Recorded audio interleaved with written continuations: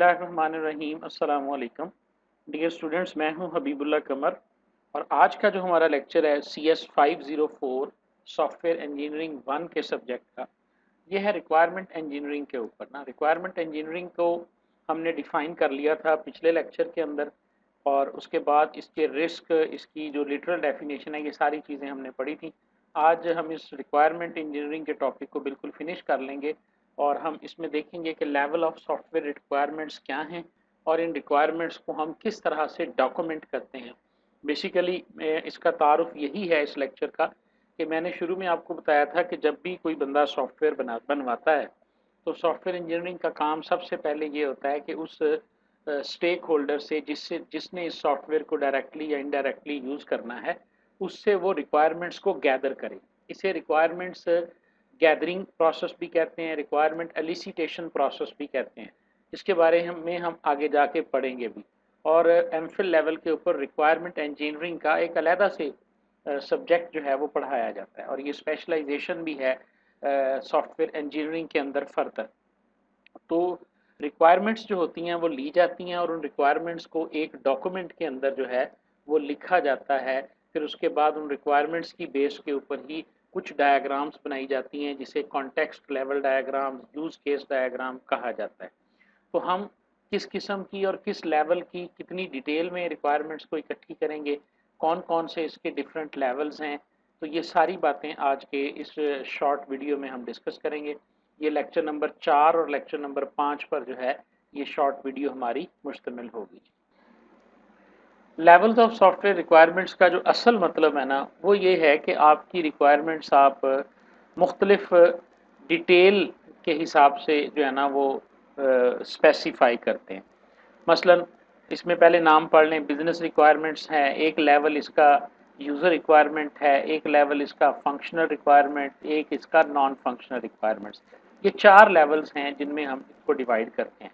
अब इस लेवल का मतलब क्या है, बहुत सादा, कि कितने दर्जे में डिटेल में हम जाएंगे किसी भी रिक्वायरमेंट के। जो आप कह लें कि डिफरेंट डिटेल लेवल है ना, वो इसका उसकी बुनियाद पे हम कहते हैं। जब हम बिजनेस रिक्वायरमेंट की बात करेंगे तो इसमें हम वेरी हाई लेवल ऑब्जेक्टिव्स और ऑर्गेनाइजेशन की बात करेंगे। इसमें हम डिटेल में बिल्कुल भी नहीं जाएंगे कि निटी गिटी डिटेल्स क्या हैं, मेन सिस्टम के फीचर और फंक्शन बताएंगे। आम तौर पे जब हम इनको डॉक्यूमेंट करते हैं, ये बात तो तय है कि जो भी आपकी रिक्वायरमेंट्स हैं उनको आपने एक डॉक्यूमेंट में लिखना होता है। ये मैं आपको आज एक सैम्पल डॉक्यूमेंट दिखाता हूँ। ये देखें जी, ये एक डॉक्यूमेंट है, इसे हम कहते हैं रिक्वायरमेंट स्पेसिफिकेशन डॉक्यूमेंट। जी, ये एक प्रोजेक्ट के लिए बनाया हुआ है।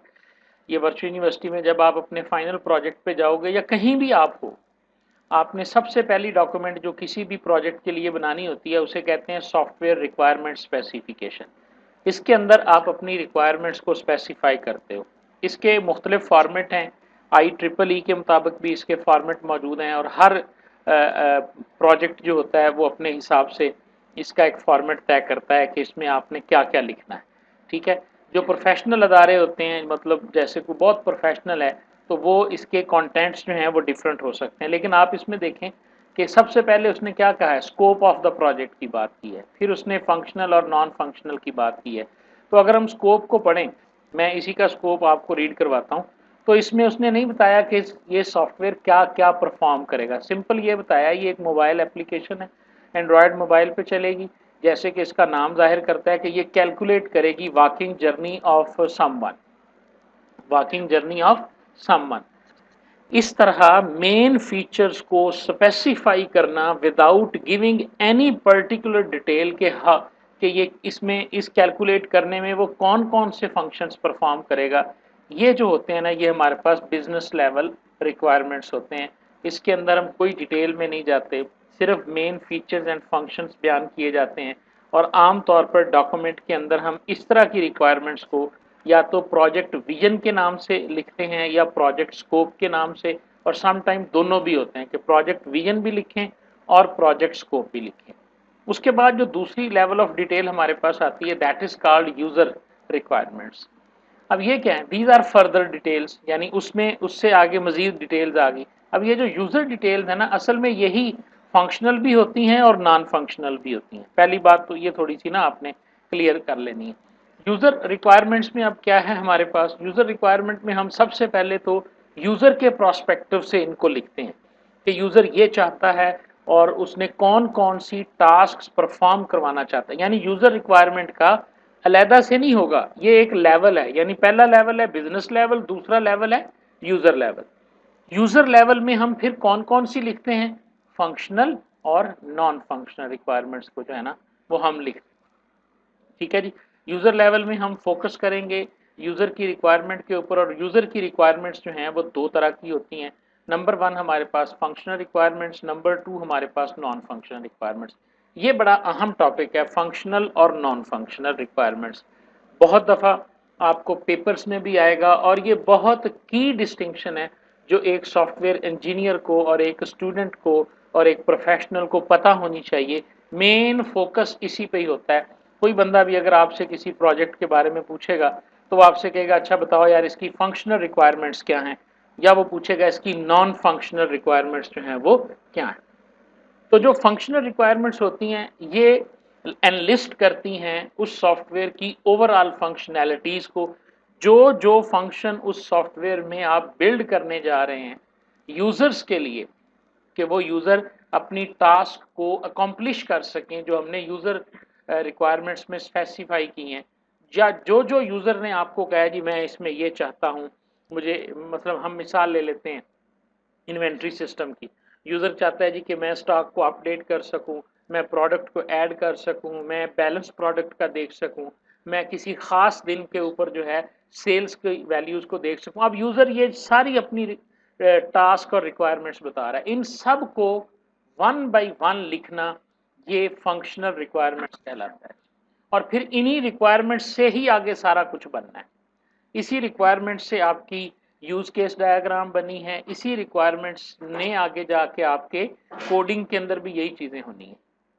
अच्छा, अब नॉन फंक्शनल जब हम फंक्शनल पढ़ते हैं ना तो बिल्कुल उसके साथ ही हमें डिस्कस करनी पड़ती हैं। बेसिकली क्या है, देखो जी, ये एक सॉफ्टवेयर में कौन कौन से फंक्शन होंगे वो सारे यहाँ डिफाइन कर दिए जाते हैं। नॉन फंक्शनल में कोई सर्विस नहीं होती, इसमें वो सारे कंस्ट्रेंट्स और शराइत होती हैं जिनके अंडर ये फंक्शन परफॉर्म होने। मसलन एक यूज़र ये कहता है कि जी मैं ये चाहता हूँ कि जब भी कोई यूज़र फ़र्ज़ करें एक रियल टाइम एप्लीकेशन है, आप एक ऐप बना रहे हैं किसी आप कह लें कि ट्रैवल एजेंसी के लिए बुकिंग ऐप है। अब वो बुकिंग ऐप क्या है जी कि क्लाइंट अपना मोबाइल खोले या अपनी वेबसाइट खोले, वहाँ से आके वो सीट की अवेलेबिलिटी को चेक करे और वो जो है बुक करे, तो वो बुक होने के बाद जो है ना वो सीट मार्क हो जाए। समझ आई बात की? अब इसमें फंक्शनल रिक्वायरमेंट क्या है कि user will be able to book seat, ये फंक्शनल रिक्वायरमेंट है। ठीक है। नॉन फंक्शनल रिक्वायरमेंट क्या है कि seat allocation must be updated within 2 to 5 second. ये इसकी जो है ना वो नॉन फंक्शनल रिक्वायरमेंट है, ये शर्त है, ये कंस्ट्रेंट है, ये हमने स्पेसिफाई कर दी एक रिस्ट्रिक्शन उसके ऊपर, that must it under must it operate. तो नॉन फंक्शनल की सादा सी डेफिनेशन है, all the conditions, all the constraints, all the restrictions, all the standards, contracts, regulations under which these functional requirements must be achieved। यानी काम तो वही होगा जो इसमें लिखा जाएगा, लेकिन वो काम किसी शर्त के तहत होगा। अब देखो उसमें होना क्यों क्यों क्यों ऐसा चाहिए। एक एक यूजर जो है ना, मतलब एक यूजर लाहौर में बैठा सीट बुक कर रहा है, एक बंदा जो है ना वो फैसलाबाद में बैठा सीट बुक कर रहा है ना। पाक रेलवे की आप देखें, इसी तरह बुक मी डॉट ऐप है, बहुत सारी ऐप्स इस वक्त मौजूद हैं। तो जब वो लोग कर रहे हैं, अब एक बंदा बुक करके सारी रिक्वायरमेंट करके जैसे ही बुक नाउ के ऊपर वो क्लिक करता है, तो अगर वो बुक तो हो जाती है लेकिन वो टाइम लेती है बहुत ज्यादा, समझ आ रही है ना। तो वो टाइम जो है वहां उसे नहीं लेना चाहिए, वो टाइम आप स्पेसिफाई करेंगे। इसी तरह मुख्तलिफ फंक्शनल रिक्वायरमेंट्स के साथ मुख्तलिफ चीज़ों को स्पेसिफाई किया जा सकता है। मसलन आप एक सॉफ्टवेयर बना रहे हैं, आप कह रहे हैं जी ये एंड्रॉयड बेस्ड होना चाहिए। अब ये नॉन फंक्शनल रिक्वायरमेंट है कि वो एंड्रॉयड में चले। अब वो विंडो में ना भी चले तो क्योंकि उसकी नॉन फंक्शनल में ये लिखा हुआ है कि ये होगा। मेरा ख्याल है इस बात की समझ आ गई है आपको कि फंक्शनल और नॉन फंक्शनल में क्या फ़र्क है। मैं आपको एग्जांपल दिखाता हूँ फिर उसी तरह। ये स्कोप आ गया जी। अब मैं इसकी ना आपको फंक्शनल स्टेटमेंट्स दिखाता हूँ कि इसकी फंक्शनल क्या है। ये देखें जी, ये लिखा हुआ है, user open the app, user app को ओपन करेगा, user view the current location, वो अपनी करंट लोकेशन, ये अब उधर उसी चीज की है जिसमें हमने ये कहा कि ये ऐप जो है ये क्या करेगी, ये कैलकुलेट करेगा जर्नी ऑफ द जो है ना वो यूजर को। अब आप देखें उसमें उस एक कैलकुलेट करने में सबसे पहला काम क्या है, जाहिर है वो ओपन करेगा ऐप को, जाहिर है वो अपनी लोकेशन को व्यू करेगा, फिर वो स्टार्ट करेगा रनिंग सेशन को, फिर वो एंड करेगा, फिर वो व्यू करेगा डिस्टेंस को, फिर वो रिपोर्ट जनरेट करेगा, और इस दौरान जब वो चल रहा है तो वो म्यूजिक सेलेक्ट कर सकता है जो उसे सुनता रहे, और वो अपने म्यूजिक को प्ले एंड स्टॉप कर सकता है। ये वो बेसिक फंक्शनल रिक्वायरमेंट्स हैं जो उस सिस्टम में होनी चाहिए, यानी ये फंक्शनैलिटीज हैं। इस तरह अगर आप गौर से देखें तो हर के अंदर ना वर्ब इस्तेमाल हो रहा है, ओपन्स, व्यूज, स्टार्ट्स, और लेफ्ट साइड पे आपको वो बंदा नजर आ रहा है जो ये करेगा, यूजर करेगा, यूजर करेगा, यूजर करेगा। इस बात की समझ आ गई? तो ये हैं फंक्शनल रिक्वायरमेंट्स। अब इसकी नॉन फंक्शनल रिक्वायरमेंट्स क्या हैं, यानी ये ऐप बनेगी तो इसकी नॉन फंक्शनल क्या है जी, सिक्योरिटी, रजिस्ट्रेशन और login system secure and safe होना चाहिए जी। अब बताओ इसमें कोई फंक्शनल रिक्वायरमेंट नहीं है, लॉगिन करने का सिस्टम ऊपर मौजूद है, रजिस्ट्रेशन करने का सिस्टम फंक्शनल में मौजूद है, लेकिन नॉन फंक्शनल ये कंप्लाई कर रहा है कि यार वो सिक्योर और सेफ होना चाहिए। आपको ये बताना पड़ेगा कि जब यूजर इसमें अकाउंट बनाएगा तो इसका डाटा सिक्योरली जो है वो हमारे क्लाउड पे जाके सेव हो जाएगा, किसी किस्म का कोई रिस्क नहीं है। तो आप देखें सिक्योरिटी क्या है, privacy, availability, performance, usability, user friendly and supportability, maintainability, इस तरह की जो होती हैं सिस्टम रिक्वायरमेंट्स कि जी ये एंड्रॉयड के फलां वर्जन में चलेगा, उससे नीचे ये नहीं चलेगा, ठीक है जी। इसके लिए आपके मोबाइल में इतनी रैम होनी चाहिए, ये होगा आपके ये इस तरह की चीज़ों को जब हम स्पेसिफाई करते हैं तो ये हमारे पास नॉन फंक्शनल रिक्वायरमेंट्स बनती हैं। उसके बाद आता है जी कि स्टेक होल्डर्स कौन से होते हैं। आपने सिंपल इनकी डेफिनेशन और कॉन्सेप्ट समझना है जी। Stakeholders are different people who would be interested in the software. It is important to recognize the management carries a lot of weight, but they usually are not actual user of the। जिस बंदे ने भी किसी software को directly या indirectly use करना होता है उसे हम उसका स्टेक होल्डर कहते हैं। एक सॉफ्टवेयर इंजीनियर के लिए स्टेक होल्डर्स का इल्म होना क्यों जरूरी है, क्योंकि वो जब सॉफ्टवेयर बना रहा है तो उसे पता तो होना कि इसको किस किस ने चलाना है, इसको यूजर ने चलाना है, इसको एफबीआर, मसलन आप किसी गोरमे बेकरी की मिसाल ले लें, आप गोरमे बेकरी का जो है ना वो एक वेब बेस्ड एप्लीकेशन बना रहे हैं, तो उसके अंदर एक यूजर आप ये भी बना सकते हैं कि भाई एफबीआर वाले भी तो इसे आके चेक कर सकते हैं, तो उसका एफबीआर भी क्या है, डायरेक्ट या इनडायरेक्ट यूजर है। तो हर प्रोग्राम के इनडायरेक्ट और डायरेक्ट यूजर जितने भी होते हैं वो सारे के सारे उसके स्टेक होल्डर्स कहलाते हैं। और जब तक आपको मतलब इन कॉमन हम ये बात कर लेते हैं, उसी उसी की मिसाल ले लें। अब इस ऐप के अंदर यूजर के अलावा कोई और स्टेक होल्डर नहीं है, समझ आ रही, इसमें सिर्फ यूजर है। बाद ऐसी ऐप्स होती हैं कि इसमें यूजर अलहदा होते हैं, एडमन अलहदा होते हैं, ठीक है ना। तो यूजर भी उसका स्टेक होल्डर है और एडमन भी उसका स्टेक होल्डर है। तो जितने लोग उस ऐप को डायरेक्टली या इनडायरेक्टली इस्तेमाल करते हैं वो उनके स्टेक होल्डर्स कहलाते हैं। अब ये देखें जी, ये सॉफ्टवेयर रिक्वायरमेंट है और इसके कौन कौन से स्टेक होल्डर हैं। मार्केटिंग वालों ने भी इसे यूज़ करना है, मैनेजमेंट वालों ने भी इसे यूज़ करना है, सिस्टम इंजीनियर्स जो हैं उन्होंने भी यूज़ करना है। जिस बंदे ने इस ऐप को डायरेक्टली इस्तेमाल करना है वो तो सिर्फ यूज़र है ना, लेकिन यूजर के अलावा देखें कितने लोग हैं जिन्होंने इस सॉफ्टवेयर को, यानी यूजर तो चलाएगा उसे।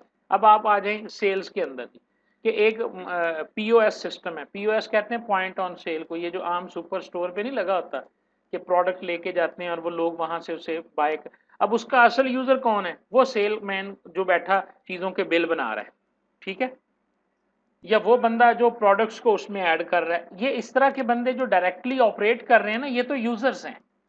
लेकिन मार्केटिंग वाले भी उसमें से कुछ रिपोर्ट्स देखते होंगे, मैनेजमेंट वाले भी उसकी कोई ना कोई रिपोर्ट्स या किसी किस्म की इनपुट देते होंगे। जो इंजीनियर्स हैं जिन्होंने इस सॉफ्टवेयर को चलाना है या मेंटेनेंस का कोई काम करना है, या कोई बंदा आपने उस सॉफ्टवेयर के लिए एडमिन रखा हुआ है कि जो डेली उसका बैकअप लेता है या उसके अंदर कुछ चीज़ों को एडमिन लेवल की टास्क, यूज़र को क्रिएट करना, यूज़र को रिमूव करना, ये चीज़ें करने के लिए आपके पास कोई एडमिनिस्ट्रेटर लेवल का भी बंदा हो सकता है और इसी तरह कोई हार्डवेयर इंजीनियर भी हो सकता है। तो बेसिकली हम स्टेक होल्डर को सिर्फ ये नहीं समझना हमने कि स्टेक होल्डर का मतलब यूजर्स ऑफ द कंप्यूटर है, यूजर्स ऑफ द सिस्टम है, बल्कि जो भी बंदा आपकी ऑर्गेनाइजेशन का, और ये भी ध्यान में रखिए आउटसाइड द ऑर्गेनाइजेशन भी, outside the organisation and inside the organisation जितने लोग डायरेक्टली या इनडायरेक्टली उस सॉफ्टवेयर को इस्तेमाल करेंगे वो सारे जो हैं वो स्टेक होल्डर कहलाएंगे। और being the requirement engineer or in the process of requirement engineering, a software engineer must identify the stakeholders and their interests in the system and the level of requirements they need and required from this software। ये जिम्मेदारी है उसकी कि वो उनकी भी requirements को वो elicit करेगा या gather करेगा। अब उसके बाद आप देखें जी कि जब एक रिक्वायरमेंट इंजीनियर तमाम रिक्वायरमेंट्स को इकट्ठा कर लेता है तो वो क्या कराता है जी, इसे कहते हैं जी रिक्वायरमेंट स्टेटमेंट या रिक्वायरमेंट स्पेसिफिकेशन डॉक्यूमेंट। एक ऐसा वर्ड में बनाया हुआ या किसी भी वर्ड प्रोसेसिंग सॉफ्टवेयर में बनाया हुआ एक ऐसा डॉक्यूमेंट जिसके अंदर आप ये मतलब अपनी इन रिक्वायरमेंट्स को लिखते हैं, उसे या तो रिक्वायरमेंट स्टेटमेंट कहते हैं या रिक्वायरमेंट स्पेसिफिकेशन डॉक्यूमेंट कहते हैं या सॉफ्टवेयर रिक्वायरमेंट स्पेसिफिकेशन कहते हैं। ठीक है जी, SRS इसके मुख्तलिफ नाम हैं, लेकिन ये एक स्टैंडर्ड डॉक्यूमेंट होती है। देखें जिसके अंदर हम क्या लिखते हैं जी, तमाम यूज़र रिक्वायरमेंट्स और फंक्शनल रिक्वायरमेंट्स को हम लिखते हैं। जैसे मैंने ये आपको एक SRS एक सॉफ्टवेयर का बना हुआ ये दिखा रहा हूँ कि ये देखें, ये एक सबसे पहला डॉक्यूमेंट है जो बना के क्लाइंट को सामने रखा जाता है कि जी ये देखें ये आपकी फंक्शनल रिक्वायरमेंट्स हैं, ये नॉन फंक्शनल है और उसके बाद ये डायग्राम्स हैं। हम नेक्स्ट लेक्चर में इन डायग्राम्स की तरफ भी जाएंगे जी। ठीक है जी, तो इसकी खूबियाँ क्या हैं जी, इसे कंप्लीट होना चाहिए, इसे करेक्ट होना चाहिए, इसे फिजिबल होना चाहिए। ये सिंपल वन लाइनर डेफिनेशंस हैं, कोई भी चीज़ उसमें जो है ना वो फुली डिस्क्राइब हो। करेक्ट का मतलब है जो चीज़ें आप उसमें लिस्ट, क्योंकि ये डॉक्यूमेंट है, ये स्टैंडर्ड डॉक्यूमेंट है जो बन जानी है, तो इसमें गलती की गुंजाइश नहीं है, इसे बार बार आप चेक करें। फिजिबल से मुराद ये है कि ऐसी रिक्वायरमेंट नहीं आपने उसमें लिख देनी कि जिसको अकॉम्प्लिश करना, जिसको कोड करना या जिसको हासिल करना फिजिबली ना हो, यानी इन टर्म ऑफ एफर्ट और कॉस्ट। समझ आ रही है फिजिबल होने का क्या मतलब है, ये बहुत जहन में बिठा लो। किसी भी रिक्वायरमेंट या सॉफ्टवेयर का फिजिबल होने से मुराद ये है कि क्या बनाना उसे मुमकिन भी है कि नहीं मुमकिन। ठीक है, मतलब आपने सॉफ्टवेयर तो बनाना है 50,000 रुपये में, लेकिन उसमें कोई ऐसी रिक्वायरमेंट आप ना लिख दें कि जिसको पूरा करने के लिए आपको किसी ऐसे डिवाइस की ज़रूरत हो जो इटसेल्फ 10-15 हज़ार का आता है और आपका बजट जो है ना ओवर हो जाए।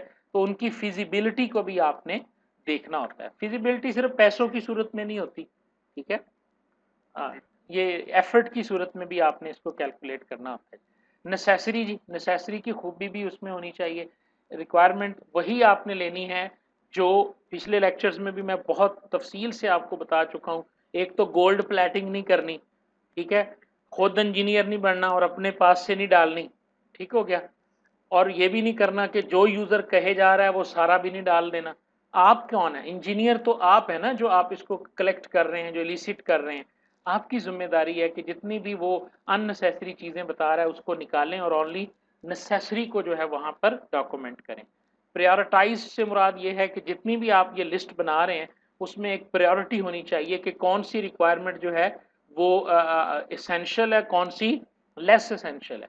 होंगी तो सारी, लेकिन हमेशा रिक्वायरमेंट्स को जब आप इम्प्लीमेंट करते हैं या कोड करते हैं तो उसकी कोडिंग पहले स्टार्ट की जाती है जिसकी प्रायोरिटी ज़्यादा होती है।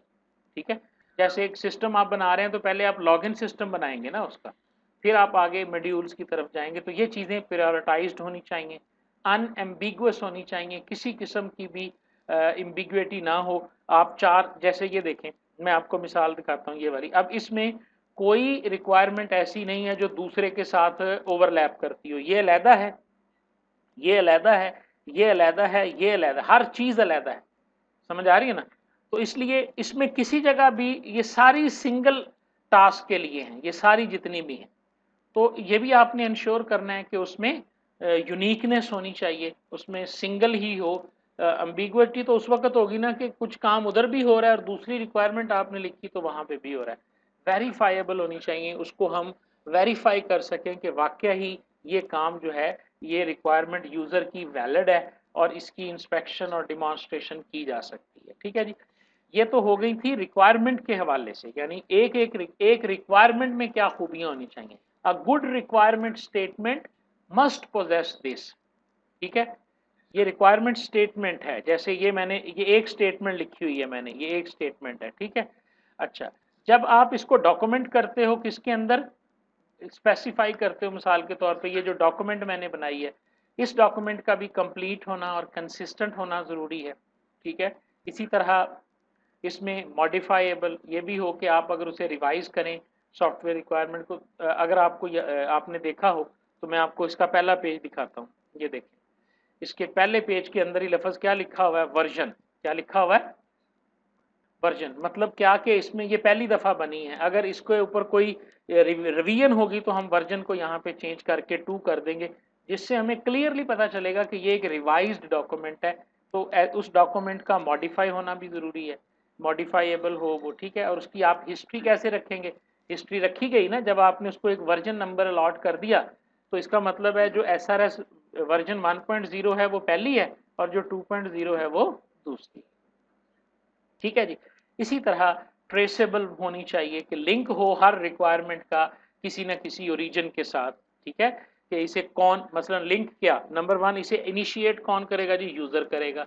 और ये डाटा जाएगा कहाँ जी, ये डाटाबेस में जाएगा। एक मुकम्मल रूट जो है वो उसका होना चाहिए। जी, तो ये ओवरऑल थी हमारे पास रिक्वायरमेंट्स का जो लेवल्स थे, और रिक्वायरमेंट इंजीनियरिंग का जो पोर्शन था ना सॉफ्टवेयर इंजीनियरिंग के अंदर, जब आप डिटेल में जाते हैं तो ये पूरा सब्जेक्ट ये लहदा बन जाता है। रिक्वायरमेंट एलिसिटेशन प्रोसेस क्या है, रिक्वायरमेंट गैदरिंग की टेक्निक्स क्या हैं, किस तरह रिक्वायरमेंट्स को इकट्ठा किया जाता है, ये सारी चीज़ें इस डिटेल में नहीं है। अब मिक्स्ड लेवल ऑफ एब्स्ट्रैक्शन से मुराद भी वही है जो कि आप किस लेवल के ऊपर अपनी रिक्वायरमेंट्स को इकट्ठा करेंगे और अपनी डॉक्यूमेंट में उसे लिखेंगे। ठीक है। इसको समझने के लिए एक डायग्राम में आपको दिखाता हूँ, ये relationship of several components of software requirement. मसलन आप देखें, सबसे पहले जो है ना वो हम बिजनेस रिक्वायरमेंट इकट्ठी करते हैं, उसको हम लिख लेते हैं विजन और स्कोप डॉक्यूमेंट में। फिर हम चले जाते हैं यूजर रिक्वायरमेंट्स में, यूजर रिक्वायरमेंट को हम लिख लेते हैं यूज केस डॉक्यूमेंट के अंदर। ठीक है। और इसकी भी क्वालिटी एट्रीब्यूट्स को मद्देनजर रखा जाता है। फिर ये जो यूज केस होती है ना, ये दो तरह की होती हैं, एक फंक्शनल जो जो काम होने हैं, और इन फंक्शनल को आपने किन सिस्टम रिक्वायरमेंट्स के तहत पूरी करनी है, यानी जो नॉन फंक्शनल थी वगैरह, वो सारी यहाँ लिख दी जाती हैं। ठीक है। अब देखें, ये क्वालिटी, ये नॉन फंक्शनल, ये कंस्ट्रेंट्स, ये सारी चीज़ें इस तरह से फ्लो करती हुई आपके फंक्शनल स्पेसिफिकेशन डॉक्यूमेंट में आके ये लैंड करती हैं, और फिर हमारे पास इस तरह का एक डॉक्यूमेंट जो है वो बन के सामने आ जाता है। ठीक है ना। ये है डिफरेंट लेवल ऑफ एब्स्ट्रैक्शन। आप देखें यहाँ पर, यानी हमने इनिशियल लेवल की बात की, फिर और डिटेल में चले गए, फिर और डिटेल में चले गए, और इस तरह डिटेल में जाते जाते हम कहाँ आते हैं, अपनी एक ऐसी डॉक्यूमेंट हमारे पास बन जाती है जिसके अंदर हमारी कंप्लीट सॉफ्टवेयर रिक्वायरमेंट स्पेसिफिकेशंस जो हैं वो मौजूद होती हैं। ठीक है जी। तो ये हमारे पास था रिक्वायरमेंट्स के हवाले से, ये सिंपल लिखा हुआ है जी। उसके बाद बिजनेस रिक्वायरमेंट्स क्या हैं, और इंशाल्लाह अब हम नेक्स्ट बात करेंगे तो उसमें हम कॉन्टेक्स्ट लेवल डायग्राम के रिक्वायरमेंट्स को इकट्ठा करने के बाद जो नेक्स्ट काम एक रिक्वायरमेंट इंजीनियर करता है, वो इन रिक्वायरमेंट्स को ग्राफिकली वो किस तरह से रिप्रेजेंट करता है। Thank you very much.